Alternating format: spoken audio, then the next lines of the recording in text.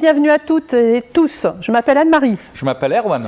Et durant les 30 prochaines minutes, nous allons vous accompagner dans un voyage Emmaüs autour du monde. Alors restez connectés, c'est parti.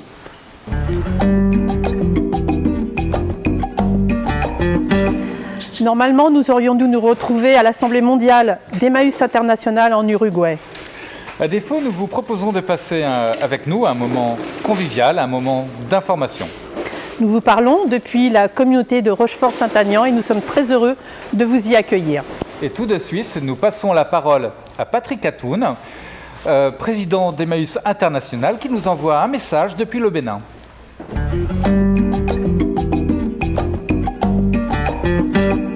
Bonjour à toutes et à tous. On peut se poser la question de savoir pourquoi cet événement du 23 octobre 2020. Il n'est point besoin de vous rappeler que nous avons décidé ensemble de tenir notre Assemblée mondiale en Uruguay du 19 au 23 octobre 2020. Ceci pour soutenir nos amis d'Amérique latine dans cette quête permanente pour une démocratie, une justice et une interpellation politique. La crise sanitaire mondiale du Covid-19 et ses conséquences au niveau social, économique et politique nous ont poussés à renoncer à ce rendez-vous et à projeter cette assemblée pour l'année 2021. Notre mouvement a accompagné, dans la mesure de ses possibilités, à travers plusieurs dispositifs d'urgence, tous les groupes, notamment les groupes d'Asie, d'Amérique, d'Afrique et certains groupes d'Europe. Notre seul souci était de maintenir les liens avec tous les groupes à travers une mobilisation internationale. Après de nombreux mois de souffrance pour les groupes d'Afrique, d'Asie et d'Amérique, la situation a un peu été maîtrisée dans les pays d'Europe malgré le fort taux de décès lié à la pandémie. Nous sommes tous interpellés et nous devons tirer les enseignements. C'est pourquoi le comité exécutif d'Emmaüs International se propose de lancer sous peu une consultation de tous les groupes pour recueillir les expériences basées sur le vécu lié à la crise sanitaire mondiale. Ce serait sans doute le processus pour une nouvelle impulsion à notre mouvement en vue de la préparation de notre Assemblée mondiale. Nous devons sauvegarder les valeurs cardinales de notre mouvement qui sont la rencontre, la tolérance, la solidarité et l'interpellation politique. Mobilisons-nous tous pour une Assemblée mondiale de 2021. Nous remercions chaleureusement Patrick pour ce message qui nous a touchés profondément. Et je tiens également à le remercier pour sa présence l'année dernière lors des 30 ans de notre communauté.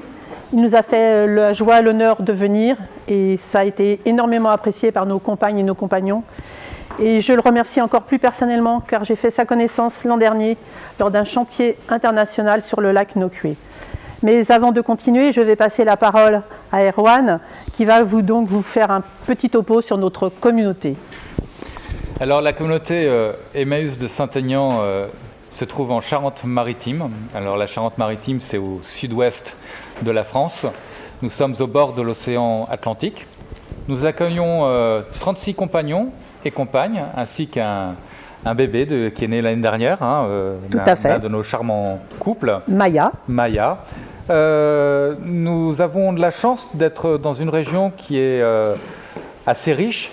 Nous avons beaucoup de donateurs et nos ventes marchent vraiment bien, ce qui nous permet d'être assez actifs dans la solidarité, sachant qu'il y a toujours plus à faire.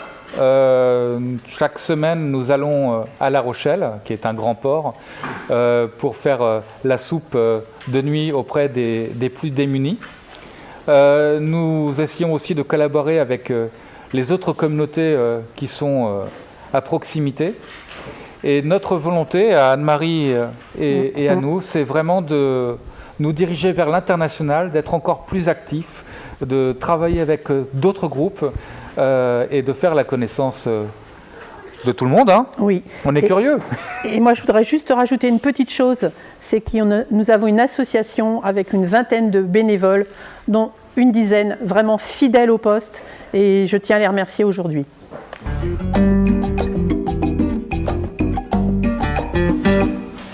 Il est temps maintenant de partager avec vous la vidéo à laquelle vous avez peut-être participé et dans laquelle sûrement vous allez reconnaître pas mal de monde.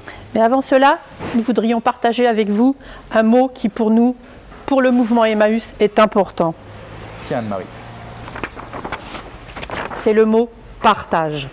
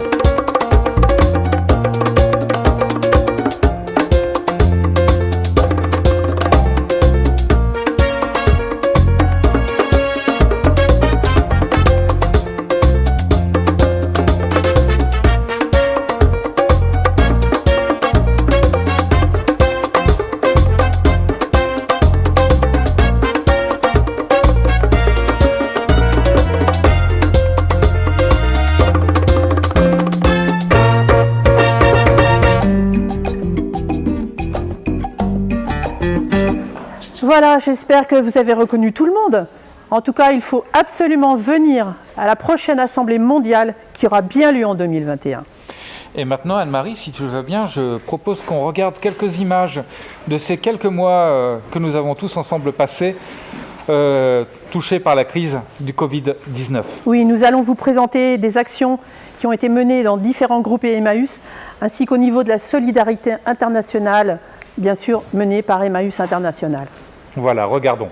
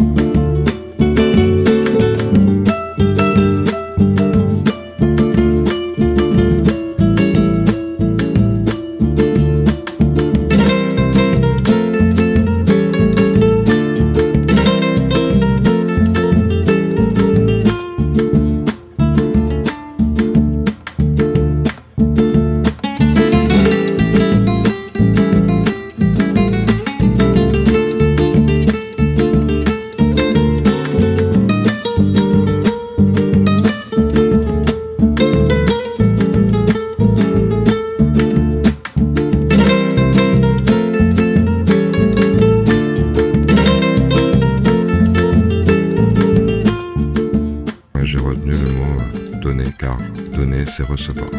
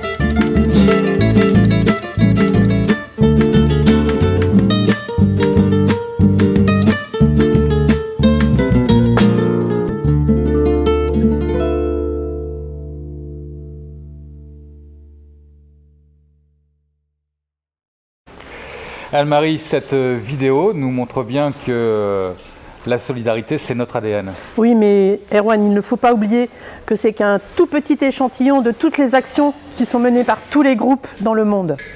Et maintenant, écoutons Moon Sharma, notre vice-présidente, qui nous parle depuis l'Inde et nous rappelle que toutes ces actions sont extrêmement importantes pour les populations les plus précaires.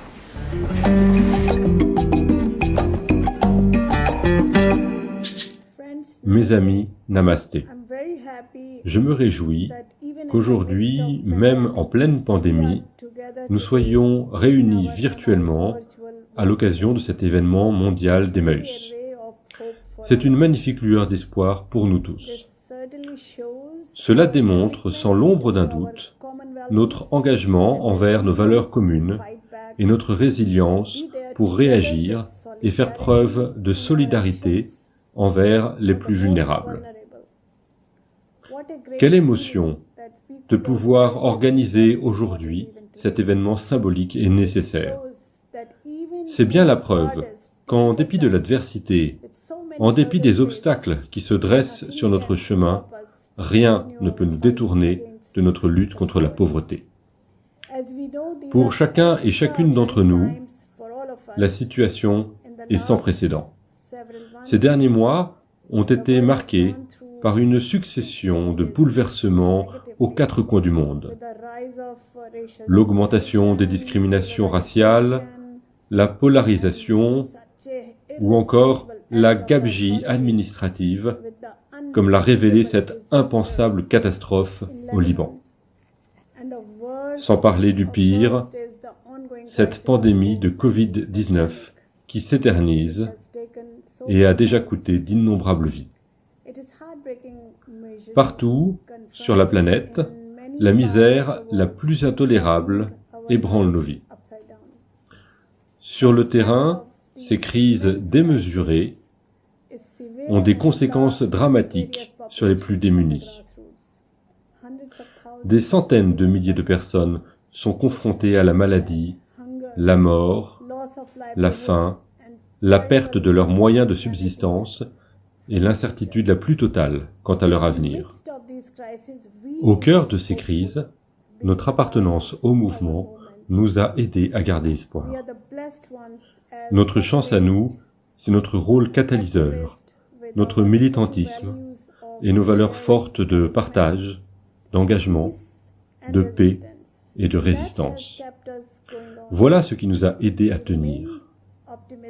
Fort d'une puissante tradition de partage et de solidarité, nous avons su rester optimistes. nous avons su prendre du recul sur nos actions pour rester debout ou mieux nous relever. Les gestes de solidarité de part et d'autre du mouvement ont permis d'aider plus de 200 000 personnes vulnérables au sein de nos communautés dans différentes régions du monde, partout où nos groupes sont présents. Quel travail utile et considérable nous avons ainsi accompli tous ensemble. Cela nous a mis du baume au cœur, nous a aidés à garder espoir et nous a encouragés à poursuivre nos luttes. Pour autant, mes amis, l'heure n'est pas au relâchement, car la route est encore longue et tout reste à faire. Il est de notre devoir, à chacun et chacune d'entre nous, de poursuivre nos luttes et de rester déterminés à faire bouger les choses. Nous devons regarder vers l'avant. Le changement viendra, j'en suis certaine. Et je souhaite ici rendre hommage à notre fondateur, l'abbé Pierre, qui avait dit un jour « Il ne faut pas attendre d'être parfait pour commencer quelque chose de bien. » Continuons ensemble. Merci.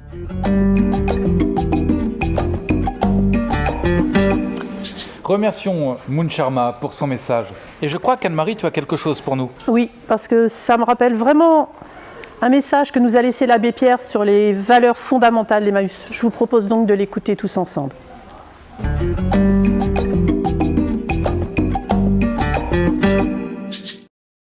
Actuellement, il y a 300 et quelques communautés dans 29 pays.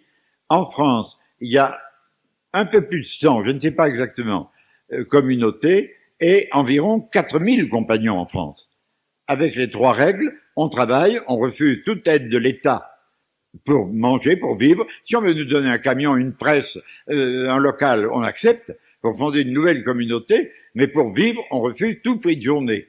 C'est la première dignité regagnée. Le pain qu'on mange, on l'a gagné par le travail. La deuxième règle, on partage. Le costaud qui peut porter des tonnes, rapporter beaucoup, n'a pas plus pour ses vacances, le dimanche, etc., que le petit vieux qui ne peut que balayer. Et troisièmement, on veut travailler plus que ce qui nous suffirait pour pouvoir, nous qui étions humiliés, des gens de trop marginaux, nous payer le luxe de donner. L'année dernière, les un peu moins de 4000, après avoir vécu, payé la sécurité sociale, payé les congés, ont pu donner près d'1 milliard de centimes pour de nouvelles fondations en France ou dans d'autres pays du monde. Presque 1 milliard de centimes, n'est-ce pas? Par le travail à partir des ordures de la société. Voyez-vous?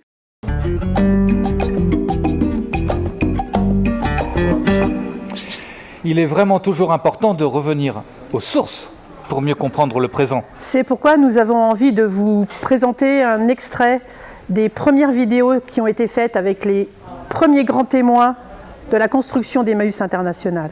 Vidéos qui vous seront diffusées ultérieurement. Et donc, la première vidéo, c'est Pepe Aravena, qui a participé à la préparation de la première assemblée mondiale des groupes Emmaüs. C'était à Berne. C'était à Berne et c'était le 25 mai 1969.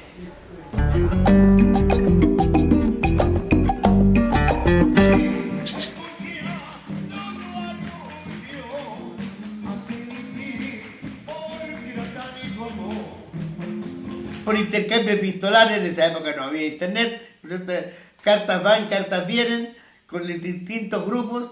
El abbé Pierre fue formulando propuestas hasta que nos reunimos ya este comité provisorio para comenzar a discutir una proposición y terminar en este manifiesto de 7 puntos, que fue el manifiesto que se discutió y se aprobó en la primera Asamblea Mundial de Emmaüs en Berna el 24 y 25 de mayo, en la sede del Parlamento de la Confederación Helvética. La idea central era servir primero al que más lo necesita, al que más sufre. Ese era el motivo fundamental. Nosotros hicimos esas 2 propuestas, de lo que yo recuerdo, o sea, que las luchas tenían que ser personales pero también colectivas.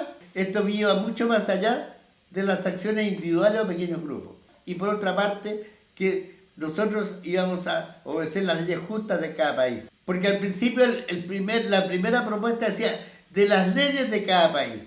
y nosotros planteamos las leyes justas, porque en América hay mucha injusticia, y es probable que en otras partes también. Darnos cuenta de que la miseria y la pobreza es algo internacional, que en los países ricos había muchos pobres que sufrían.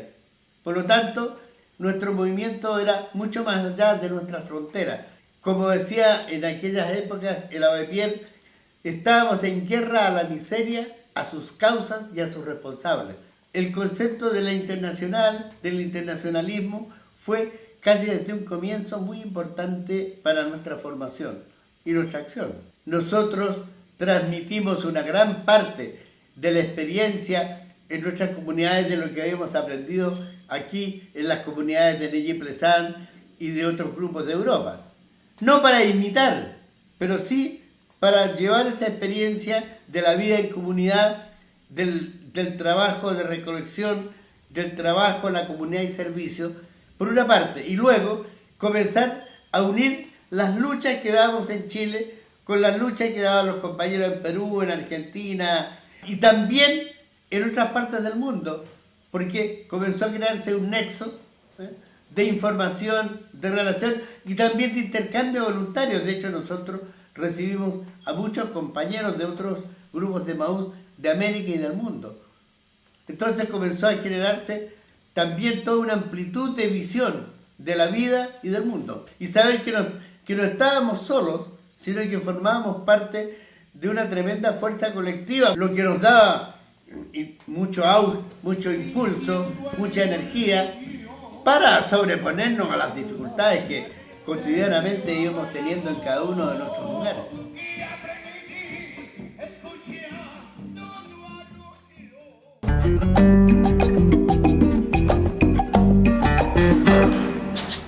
Merci Pépé pour ce message et surtout pour nous rappeler l'importance d'être un mouvement international pour continuer nos luttes, les renforcer sur le plan individuel mais aussi collectif. Et vous pouvez retrouver l'intégrale de cette vidéo sur le site d'Emmaüs International. Je crois également que nous avons un message de Juan Melcadies, vice-président d'Emmaüs International, qui voudrait nous parler depuis le Pérou pour nous rappeler l'importance d'une telle assemblée mondiale.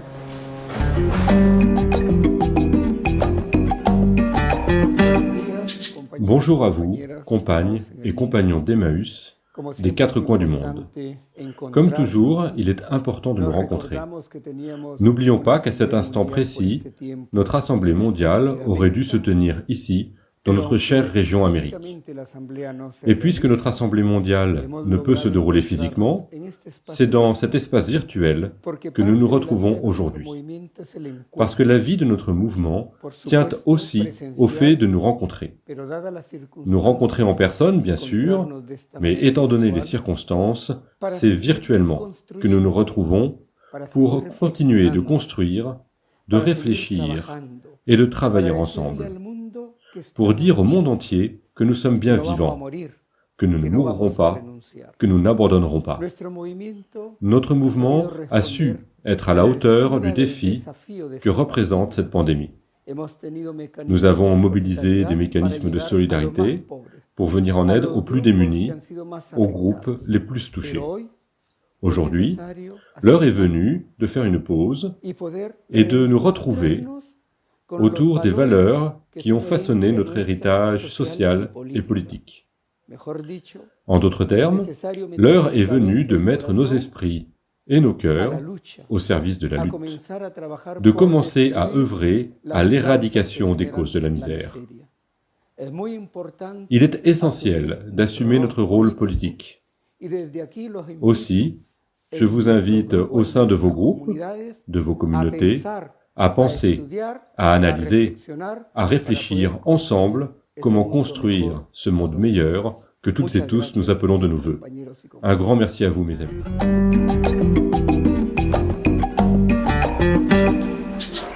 Merci à tous de nous avoir suivis ici à Saint-Aignan. Merci Fodé qui est derrière la caméra et qu'on ne voit pas, qui est compagnon à Saint-Aignan et qui a eu la patience de nous enregistrer. Ça a duré longtemps et c'était pas facile. C'était pas facile et Erwan, je te remercie beaucoup de m'avoir accompagné dans cette cette expérience. Merci Anne-Marie, qui est donc la présidente de notre association Emmaüs. Au revoir. Au revoir.